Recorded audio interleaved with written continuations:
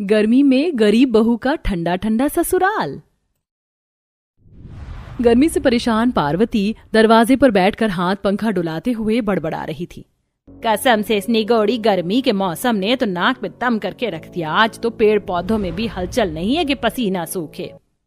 पार्वती, तब से तुम खुद को हाँक रही हो पंखा। यहाँ मैं पसीने में तरबतर हो गया है। पंखा दो मुझे। जब देखो क्यों बचर बचर करने लगते हो बुढ़ाऊ। ये पंखा मैंने अपने हाथ से बीना है। तुमको हवा खानी तो जाकर बाजार से खरीद ले आओ। पंखे के लिए दोनों सास ससुर किचकिच करने लगते हैं। वहीं तीनों बहू सरला, गौरी, कविता रसोड़े में खाना बना रही थी।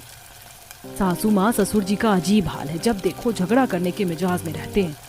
जेठानी जी, जब इतनी बिजली कटती है घर में तो 2-4 हाथ पंखा होना चाहिए। कविता, अभी तुमको शादी करके आए हुए 4 दिन हुए। हम दोनों तो हर साल गर्मी का कहर झेलते हैं। सब्जी बस बनने वाली है, तब तक आटा गूंथ लो। जेठानी जी, इस घमस भरी रसोई में मुझसे रोटी नहीं बनेगी। कल मैंने रोटी बनाई थी चूल्हे की, आज धाएं धाएं शरीर में लग रही थी। दंदना कर घमौरी निकल गई है। मैं आंगन में चूल्हा डालकर रोटी बनाऊंगी। कुछ देर में कविता कड़ी गर्मी में चूल्हे की रोटी बनाकर सबको परोसती है। तभी मसाले वाली सब्जी देखकर ससुर हजारी प्रसाद। बहू, एक तो इतनी गर्मी का मौसम है, ऊपर से तुमने इतनी मसालेदार सब्जी बनाकर रखी है। अजी, तुम्हारा धंधा बड़ा खराब हो गया। जब देखो बहू से टेढ़ी बोली बोलते रहते हो। भाग्यवान, अब तुम दाना पानी लेकर मत चढ़ो। एक तो वैसे गर्मी ने दुखी कर रखा है। बहू, दाल बनाई है तो दे दो, दाल रोटी खा लूंगा। तभी कविता सहम कर बोलती है, ससुर जी दाल खत्म हो गई इसलिए नहीं बनाई। दाल खत्म हो गई थी तो तुम हमें बता भी तो सकती थी ना। रसोई भी तुमसे ढंग से नहीं संभलती।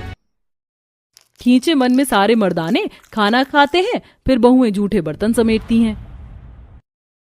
कितना भी तड़के सुबह उठ जाओगी, सभी को बनाते खिलाते दोपहर हो जाती है। मम्मी मम्मी, नदी पर नहाने कब चलेंगे? खुजली मच रही है। गौरी राजू के घमौरी में से खून निकलते हुए देखकर रोने लगती है। हे भगवान, बेचारे मेरे बच्चे का हाथ पैर पीठ हर जगह गर्मी के घमौरी निकल गई है। हमारा मकान भी तो गर्मी में भट्टी जितना तपता है। दिन रात दोनों एक बराबर हैं, थोड़ी भी ठंडक नहीं है। तीनों बहुएं अपने बाल बच्चे को नदी पर लाकर नहलाती हैं। तभी झमाझम हवा से नीम के पेड़ों से फलों को टपकते देखती हैं।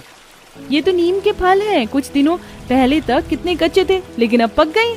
जेठानी जी, ये बहुत लाभकारी होते हैं। इसे खाने से फोड़े फुंसी नहीं निकलते।